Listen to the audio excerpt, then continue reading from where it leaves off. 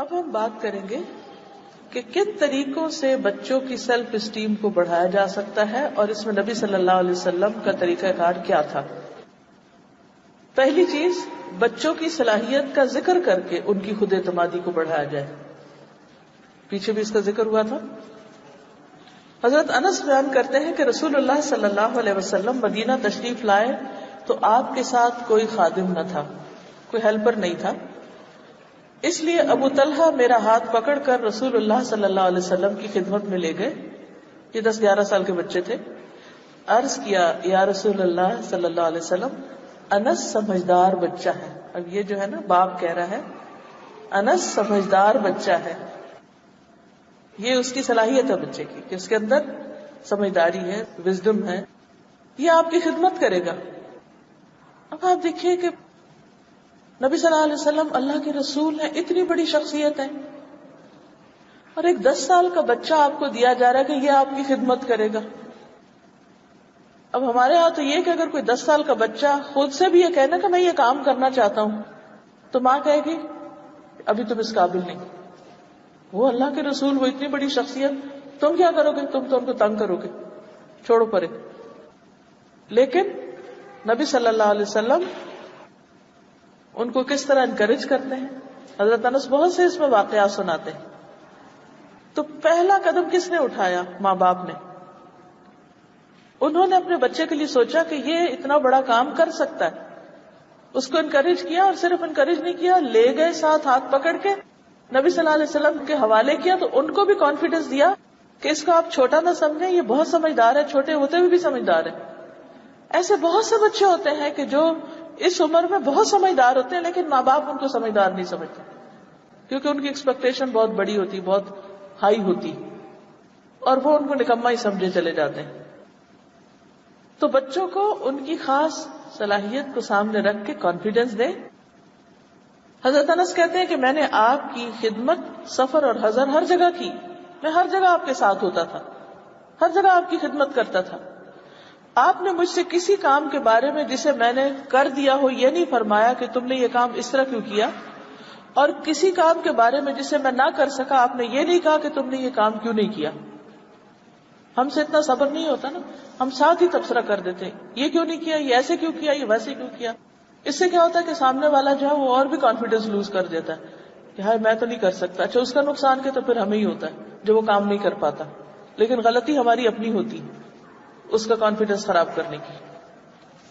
تو اس میں آپ صلی اللہ علیہ وسلم حضرت انس سے خدمت لے رہے ہیں، لیکن ان کے اوپر منفی قسم کے اثرات نہیں ڈال رہے کہ ان کو ہر وقت کریٹیسائز کرتے رہے، کیونکہ وہ سمجھتے تھے بچہ ہے، اگر یہ کام نہیں کر سکا تو کوئی بات نہیں، بچہ ہے۔ یہ کتنی بڑی شہادت ہے۔ وہ کہتے ہیں کہ آپ نے کبھی یہ نہیں کہا کہ یہ کام تم نے ایسا کیوں کیا، اور کبھی جو نہ کیا ہو تو یہ نہیں کہا کہ تم نے کیوں نہیں کیا۔ ہم بچوں کے ساتھ کیا کرتے ہیں؟ اتنا ہے حوصلہ ہم نے؟ اسی طرح بچوں کی سیلف اسٹیم یا ان کا کانفیڈنس بڑھانے کے لیے ان کو اہم ذمہ داریاں بھی دیں، بڑے کام بھی دیں ان کو۔ زید بن ثابت کہتے ہیں کہ نبی صلی اللہ علیہ وسلم جب مدینہ منورہ تشریف لائے تو مجھے نبی صلی اللہ علیہ وسلم کی خدمت میں پیش کیا گیا۔ آپ مجھے دیکھ کر خوش ہوئے۔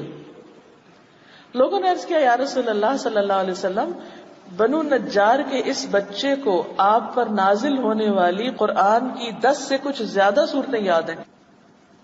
ایسا ہوتا ہے نا، جیسے مجلس میں کوئی بچہ آتا ہے تو ہم دیکھ کے ایک دم اس کو خوش ہوتے ہیں یا پیار سے دیکھتے ہیں، تو ایسے ہی آپ نے حضرت زید کو دیکھا تو صحابہ نے اور تعریف کی کہ اس بچے کو 10 سے زیادہ صورتیں یاد ہیں۔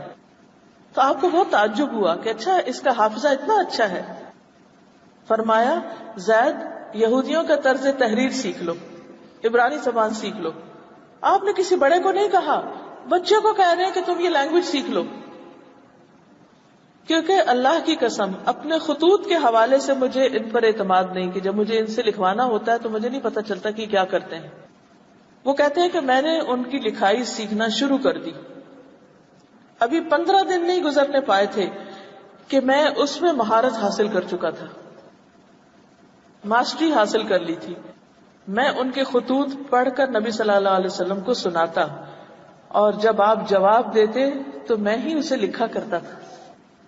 اب آپ دیکھیے کہ ایک بچہ ہے اور اللہ کے رسول صلی اللہ علیہ وسلم جو اس وقت ایک ہیڈ آف اسٹیٹ ہیں، ان کے خط پڑھ کے سنا رہا ہے اور خط لکھ رہا ہے. کبھی آپ دیں گے کسی بچے کو یہ کام؟ اگر وہ کرنا بھی چاہے تو ہم کہیں گے جاؤ جاؤ تم بچے ہو، ادھر بڑوں کی مجلس میں نہ بیٹھو.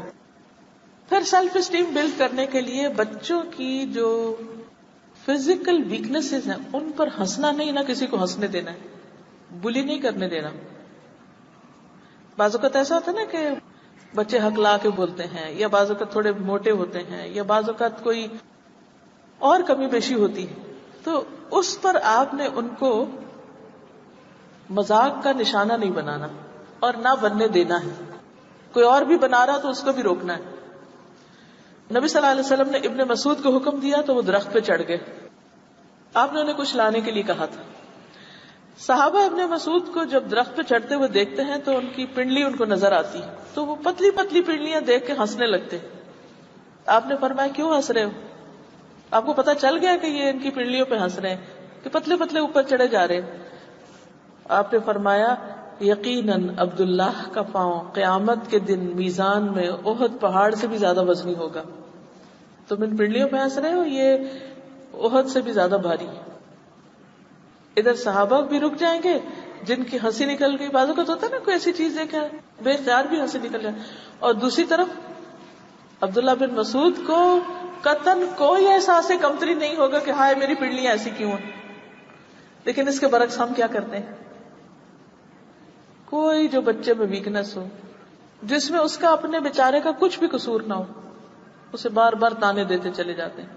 لہٰذا احساس کمتری میں مبتلا ہو جاتا ہے. اس سے پرہیز کیجیے. اسی طرح بچوں کو جو ٹائم دینے کی بات ہے، توجہ دینے کی، بریدہ کہتے ہیں کہ رسول اللہ صلی اللہ علیہ وسلم ہمیں خطبہ دے رہے تھے، اتنے میں حسن حسین سرخ قمیض پہنے ہوئے آئے.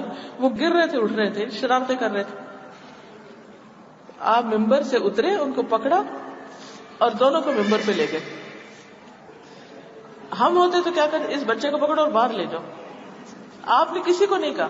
وہ آ رہے ہیں، گر رہے ہیں، پڑھ رہے ہیں، کچھ کر رہے ہیں، آپ اترتے ہیں، جا کے ان کو پکڑ کے اوپر لے آتے ہیں.